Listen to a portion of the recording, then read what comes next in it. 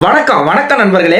அதாவது ரோடா அலைஞ்சு தெருவா அலைஞ்சு இந்த பஸ்ஸை விட்டா அந்த பஸ்ஸை பிடிச்சி அந்த பஸ்ஸை விட்டா இந்த பஸ்ஸை பிடிச்சி ஆட்டோ ஏறி போய் அடி வாங்கி கூட்டத்தில் எப்படியாச்சும் லொங்க மஞ்சி போய் ஓட்டு போட்டு வந்தேன். எதுக்கு? அதாவது இந்த ஒரே மனுஷனுக்காக. இந்த ஒத்த தலையை வாங்குறதுக்கு 10 தலை வேணும்னு இவனுங்கிட்ட வந்து இவனுங்களை வச்சு குண்டி அடி அடிக்கணும்ல, அதுக்காக தான், வேற ஒன்றும் கிடையாது. ஆனா இப்படிலாம் போட்டு வந்தப்போ உடம்பு வேற சரியில்லாம போச்சு. இந்த மாதிரி பலாயிரம் இளைஞர்கள் வந்து ஓட்டு போட முடியாம திரும்பி போயிருக்காங்க. கஷ்டப்பட்டு ஓட்டும் போட்டு வந்துக்கிறாங்க. இவனுங்களுக்குலாம் இந்த கொத்தடிமைங்க என்ன பண்ணிக்கிறானுங்க தெரியுமா? நேத்து தலையில துண்டை கிண்டு அதை வேஸ்ட் ஈஸ்லாம் அவுத்துக்குன்னு அன்றாயிரோட ஓடுறானுங்களாமா, அவுத்து போட்டுக்குன்னு எப்படியாச்சும் இவனுங்களை காலில் ஊந்து கதிரியாச்சும் இவனுங்களை ஓட்டு போட விடக்கூடாதுன்னு என்னென்ன சதி வேலைகள் செய்யணுமோ அத்தனை சதி வேலைகளும் செய்யறானுங்களாமா. இன்னைக்கு இவனுங்களை தான் போட்டு அதுவும் சாதாரணமாக கமுத்து போட்டு போட போறான். பார்க்கலாமா வீடியோ? இந்த பஸ்ஸுக்காண்டி எல்லாம் சூனாப்பான காத்திருக்க வேண்டியது ஆகி போச்சு. இருக்கட்டும். அதாவது நீங்க எச்சன்னு எனக்கு தெரியும்டா, ஆனா 7 ஊர் எச்ச 8 ஏகாம்பரம்னு எனக்கு தெரியாதா? இவ்வளவு எச்சங்களா இருப்பீங்கன்னு கனவு கூட நான் பார்க்கலடா. அதாவது எல்லாரும் வந்து தப்பன்னு சித்திர திருவிழா மாதிரி ஓடி இருக்கானுங்க. இது எலெக்ஷனா சித்திர திருவிழாவான்னு நம்ம அன்றாயிரம் பட்டாப்பட்டி வீரர்கள் வந்து அங்கிருந்து தூரமா பாத்துக்கிறானுங்க. ஆத்தாடி இவனுங்களை விட்டா நம்மளை வந்து மே 4ஆம் தேதி 10 அடி பழம் தோண்டி போச்சிருவானுங்க போலியே அப்படின்னு நினைச்சுக்கின்னு என்ன பண்ணிடுறாங்கன்னா, எப்படியாச்சும் இவனுங்க பஸ் ஸ்டாண்ட்லயே போய் சாச்சாத்தமா காலில் வந்து கதறணும், இல்லைன்னா இவனுக்கு பஸ்ஸே வரக்கூடாது, இவனுங்களை சீப்பை எடுத்து ஒழிச்சு வச்சா எப்படி ஓட்டு போட மாட்டானுங்களோ அப்படி வந்து இவங்களோட கதை. வெக்கமே இல்லை கொஞ்சம் கூட. அதாவது வாக்கு சாவடியில் 1 மணிக்கு என்ன வேலை உங்களுக்கு? அதாவது வழக்கமா நீங்க திருட போவீங்கன்றது எனக்கு நல்லா தெரியும். 1 மணிக்கு அண்டா குண்டாவும் உருட்டுறது, அண்டாவை தூக்கின்னு ஓடுறது, குண்டாவை தூக்கின்னு ஓடுறது, கொழாடியில் குண்டா இருந்தா அதை தூக்கின்னு தலைமையில தூக்கின்னு ஓடுறது உங்க வழக்கம் தான், வழக்கம் தான், இல்லைன்னு நான் சொல்லலை. ஆனா உங்களுக்கு எதுக்கு ஓட்டு சாவடியில் என்ன வேலை 1 மணிக்கு? ஏன்னா வந்து மே 4ஆம் தேதி குண்டி அடி தாங்காது இல்ல, போய் மண்டி போட்டு எவனையாவது காசை கொடுத்து கரெக்ட் பண்ணி அப்படியே ஜம்முன்னு போயிட்டு கள்ள ஓட்டு போடணும்ல, போட்டோன்னே திருப்பி வந்து 10 டைம் போடணும். கொஞ்சம் கூட கூச்சமாவே இல்லைல்ல உங்களுக்குலாம்? ஐயோ சை, கூச்சமே இல்லை. சரி ஓகே. அதாவது உங்களுக்கு ஒரு வீடியோ ஒன்று காமிக்கிறேன். என்ன கதைனா, அந்த வீடியோவை பார்த்துட்டு இவனுங்களை ஓட விட்டு செருப்பால் அடிக்கலாமா இல்லை செருப்பை கவ விட்டு கவட்டிலே அடிக்கலாமா அப்படின்றத வந்து பார்ப்போம். சரியா? ஒரு வீடியோ காமிக்கிறேன். அதுக்கு முன்னாடி என்ன சொல்லிக்கிறேன்னா, 1 மணிக்கு இவனுங்களுக்கு என்ன வேலை? பிராத்தல் தொழில் பண்ண போவானுங்க வழக்கமா. இது வழக்கமான விஷயம், கரெக்டா இல்லையா?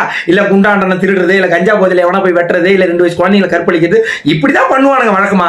இது என்ன இது எனக்கு ஒன்றும் புரியலையே. போய் வாக்கு சாவடியில் நிக்கிற அளவுக்கு இவனுக்கு எப்படி அறிவு வளர்ந்தது? எனக்கு அதான் எனக்கு ஒண்ணுங்க புரியலைங்க எனக்கு. சரி அந்த வீடியோ ஒன்று பார்த்துட்டு வருவான் வாங்க. அவங்களுக்கு சப்போர்ட் பண்ணீங்களா? எவ்வளவு வாங்குனீங்க சொல்லுங்க. எவ்வளவு வாங்குனீங்க? பாத்தீங்களா? பட்டசராயத்துக்கு பேர் போன பருத்தி வீரர்கள், 300 பருத்தி வீரர்கள் பாத்தியா உள்ள பூந்து என்னென்ன திருட்டுகளை பாத்துக்கிறாங்கன்னு. அதாவது இவங்களை ஓட விட்டு அடிக்கிறதா, இல்ல உட்கார விட்டு அடிக்கிறதா, இல்ல குனிய வச்சு குண்டிலே அடிக்கிறதானே. இன்னும் கொஞ்சம் போட்ட வீடியோ இருக்குல்ல, நிறைய இருக்குல்ல, அடிக்கணும்ல. அதாவது 45 வாக்கு சாவடிகள்ல 1 மணிக்கு நைட்டா போய் இந்த இருட்டு குத்து முரட்டு சாமிகள் எல்லாருமே என்ன பண்ணிருக்கானுங்க, முக்காட போட்டு ஓட்ட போட்டு கொல்லப்புறமா பூந்து ஓடி இருக்கானுங்க. அப்ப பார்த்த டிவி காரனுங்க, கண்காட்சி டிவி காரனுங்க வந்து பூத் ஏஜென்ட்லாம் பூந்து அடிக்கிறானுங்களாமா. அந்த பூத் ஏஜென்ட் ஒருத்தன் என்ன சார் ஊழலுக்கு வந்து துணை போயிட்டீங்களா சார், காசுக்கு வந்து துணை போயிட்டீங்களா அப்படின்னு கேட்கறான்.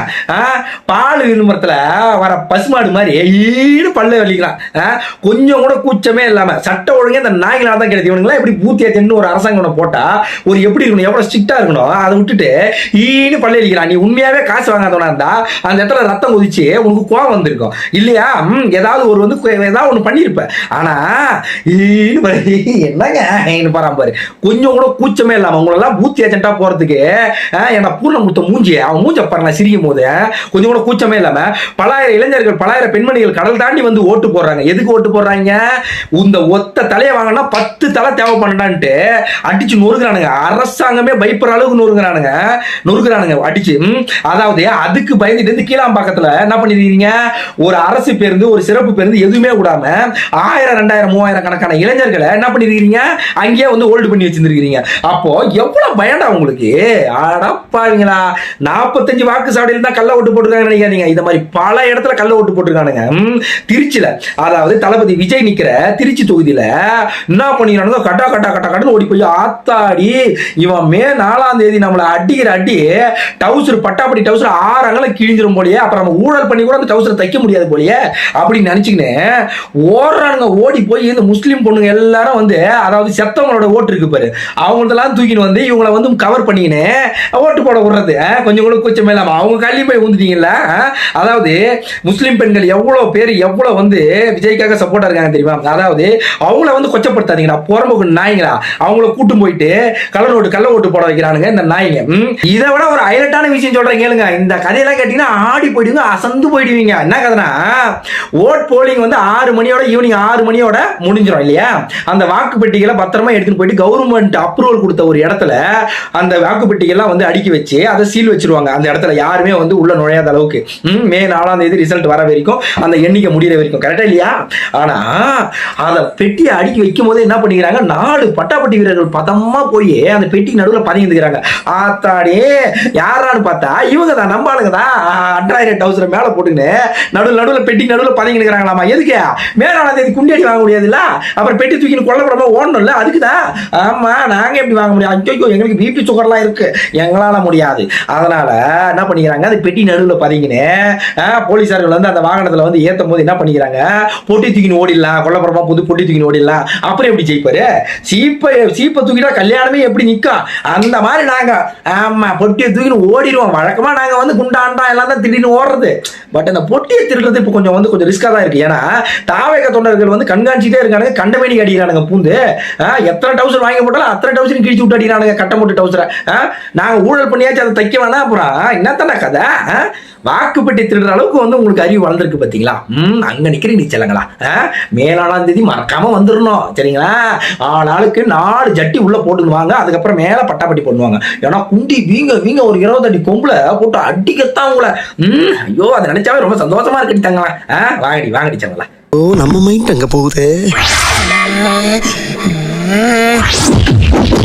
அதாவது 70 வருஷம் நாங்க ஆண்ட பரம்பரை, அண்டா பரம்பரை, குண்டா பரம்பரைன்னு கடந்த பிரச்சாரத்துல உருண்டு தள்ளானுங்க, அங்க பிரதேசமே வந்தானுங்க. இப்ப பாத்தீங்கன்னா ஒரு 2000-3000 இளைஞர்கள் ஒன்னா கூண்ண உடனே வாக்காளி வேலிங்களா, என்னடா இது கதை? இது 70 வருஷம் ஆட்சிய நீங்க என்ன பண்றீங்க, மண்டி போட்டு எங்களை மன்றாட வைக்கலாம்னு பிளான் பண்றீங்க நீங்க. அப்ப அது முடியாது. அப்ப நாங்க என்ன பண்ணுவோம், உடனே கிடுன்னு போய் பஸ் கிச எதையும் நாங்க விட மாட்டோம். காலைல கையில ஊந்து கண்டக்டர் காலு, டிரைவர் காலு, இல்ல காசு கீச்சு 200 ரூபா கொடுத்துக்கிட்டு எப்படியா கரெக்ட் பண்ணுவோம் நாங்க. என்ன சும்மாவா? எங்களெல்லாம் அடித்தாங்க. அதுப்பா எப்படி விஜய் தம்பி வந்தா எங்களை பொழக்கிற பொழல 70 வருஷம் ஆட்சிய ஓகேவா அடையாளமே தெரியாம ஆக்கிடுவானு எங்களுக்கு ஒரு பயம் இருக்கத்தானே செய்யும். கேவலமாவே இல்லைல்ல. அங்க போய் தாவேகாரனுங்க வந்து என்ன பண்றது, பிரச்சாரம் பண்ணும்போது அங்க போயிட்டு கேபிள் கனெக்ஷன் பிடிச்சி கட்சி உருவுறது. நீ எப்படி நீ பேசுவ, மைக்கு தானே பேசுவோன்னு கடிக்கிறது கண்டமேனிக்கு. அங்க போனா வாக்குச்சாவடியில், அதாவது இதுல ஹைலைட் என்னன்னா, நம்ம ரிப்பேர் பாபு போய் என்ன பண்ணிடுறது தெரியுமா? அதாவது நம்ம ஆளுங்களாச்சும் வாக்கு பெட்டியை தான் நடுவில் உட்காந்து தூக்கின்னு போலான்னு பிளான் பண்ணானுங்க. இவர் என்ன பண்ணிடுறாரு, அந்த வாக்குச்சாவடி பூத்தே கைப்பற்றலாம்னு நினைச்சுக்கிறார். ஒரு 50-60 ரவுடிகளை கூட்டு வந்து என்ன ஒரு யுத்திரா அவனுக்கு. நம்ம ஆளுங்க என்ன பண்ணிக்கிறானுங்க, பொற மண்டியிலே வந்து பொல பொந்துக்கிறானுங்க இறங்கி. ஆத்தானி என்ன இவனுங்க இவ்வளவு உக்கிரமா இருக்கானுங்க. நானே 70 வருஷம் ரவுடி, பட்டாப்பட்டி டவுசர் ரவுடிடானே காலர் தூக்கி ஒன்று வர கவுடிலே அடிக்கிறானுங்களாமா இறங்க. கொஞ்சம் கூட கூச்சல்ல வெக்கல்ல, இவனெல்லாம் எம்எல்ஏ வாக்கி வச்சிருக்கானுங்க. அவனுங்களை அடிக்கணும்டா. இந்த மாதிரி இப்பவே நீங்க இவ்வளவு அராஜகம் பண்றீங்கன்னா, நீங்க ஆட்சிக்கு வந்த பேருக்கு ஒருத்தனை கூட நீங்க விட்டு வைப்பீங்கன்னு நினைக்கிறீங்க? மக்களே நல்லா முழிச்சுக்குங்க. இதுக்கு மேல வந்து நீங்க வந்து முழிச்சினாலும் ஒண்ணும் பண்ண முடியாது. நீங்க போட்டுக்கிற வாக்குதான் அடுத்து நீங்க 5 வருஷம் நீங்க அடிமையா இருக்கிறதா இல்லையான்றது வந்து தெரியும். மே 4ஆம் தேதி தெரியும். நான் ஒன்னே ஒன்று சொல்லிக்கிறேன், கேளுங்க. இவர் ஜெயிக்கிறாரு தோக்குறாரு, இவர் பின்னாடி கடைசி வரைக்கும் நாங்க இருப்போம். 10 சீட்டுனாலும் பள்ளம் தோண்டி பதமா பதிப்பவனுங்கள 10 சீட்டு வாங்க சொல்லுங்க. எங்க ஆட்டத்தை மட்டும் நீங்க பாருங்க, 10 சீட்டு போதும். எங்களுக்கு சிஎம் ஆகிறது வந்து ஃபர்ஸ்ட், செகண்டரி 10 சீட்டு. நீ எப்படியா இருந்தாலும் நாங்க முட்டு கொடுப்போம், எப்படி இருந்தாலும் கம்பு சுத்தோண்டி. உங்களுக்கு 20 அடி நீளம் கம்பு எப்பவுமே என்ன தடி வச்சுக்கினே தாண்டி இருப்போம். உங்களுக்கு அடி தாண்டி தாங்கங்களா. வரட்டுங்களா? அடுத்த வீடியோவில் இன்னும் கதற விட்டு அடிக்கிறேன் மக்களே. வெயிட் பண்ணுங்க, வர்றேன். சாம்பார் ஆப் எனக்கு